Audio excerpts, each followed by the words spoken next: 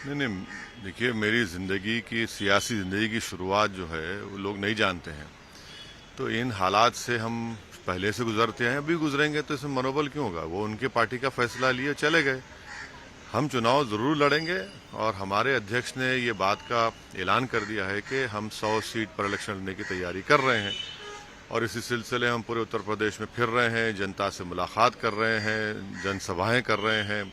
संगठन मजबूत है तो हम अपने रास्ते पर चल रहे हैं। तो किसके साथ आपका अलायंस है? देखिए हम तो अभी भी शिवपाल यादव साहब से बातचीत में है। हमारी एक बार मुलाकात चंद्रशेखर रावत साहब से भी हुई, दूसरे भी कई दल से हमारी बातचीत हो रही है।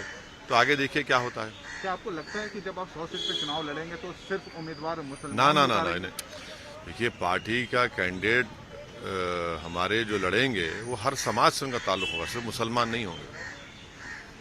आप जब चुनाव सभा कर रहे हैं तो अखिलेश यादव भी मैदान में हैं और ये बताया जाता है कि अखिलेश यादव और बीजेपी के बीच की लड़ाई है। उन्होंने कहा बंगाल में खेला हुआ और अब यहाँ होगा खदेड़ा होगा। देखिए अखिलेश यादव को ये समझना चाहिए कि MY कॉम्बिनेशन काम में नहीं आएगा। 2014 में वो सत्ता में थे, हार गए। 17 में विधानसभा का चुनाव हुआ, कांग्रेस साथ अलायंस किए, वो उखड़ गए। 19 में BSP के साथ बड़ा फॉर्मेटिव अलायंस बहन जी से किया, तब भी वो अलायंस से 15 सीट जीत पाया। तो अब वो ये कह रहे हैं तो उनसे ही पूछा जाए कि भाई किस बुनियाद पे कह रहे हैं। एक सवाल हटकर यूपी से है, पेगासस को लेकर एक बड़ी अपडेट हुई है। क्या आपको लगता है कि जो ये टीम गठित हुई है वो सच्चाई सामने लाएगी?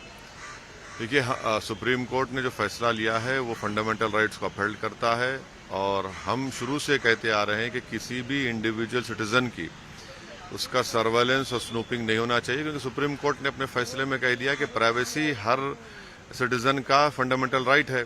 तो अब ये तमाशा कर रहे हैं, तो हम उम्मीद करते हैं कि जो सुप्रीम कोर्ट ने एक रिटायर्ड जज की कमेटी बनाई है वो सच्चाई को सामने लाएगी। सेशन चलेगा आने वाला सेशन? हम तो चाहते हैं सेशन चले, क्योंकि सेशन नहीं चलने से सरकार को फायदा होता है। सेशन चलेगा तो हम सरकार की नाकामियों को देश के सामने रखेंगे और सरकार से सवाल करेंगे और जवाब तलब करेंगे। एक आखिरी सवाल है आपसे, क्या आपको लगता है कि कोई अगर जांच पुलिस कर रही हो या फिर कोई एजेंसी कर रही हो, उसमें अगर मुसलमान का नाम आना, मुस्लिम कम्युनिटी का नाम आना, क्या जांच को भटकाता है?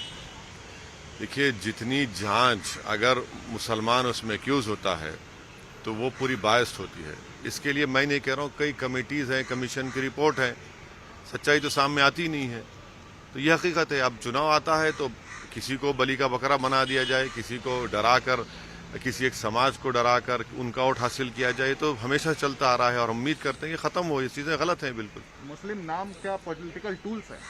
नहीं, मुस्लिम नाम से पोलराइजेशन करने की कोशिशें की जाती हैं। मुसलमानों को बीजेपी मुसलमानों का डर मेजॉरिटी कम्युनिटी पैदा करती है और दूसरे पार्टियां मुसलमानों को डरा कर वोट हासिल करती है। हम ये कह रहे हैं कि ना आपको बीजेपी से डरना है, ना किसी पार्टी को डर कर वोट देना है। आपको उम्मीद पर अपनी एक पॉलिटिकल लीडरशिप को इस यूपी के चुनाव में बनाना है।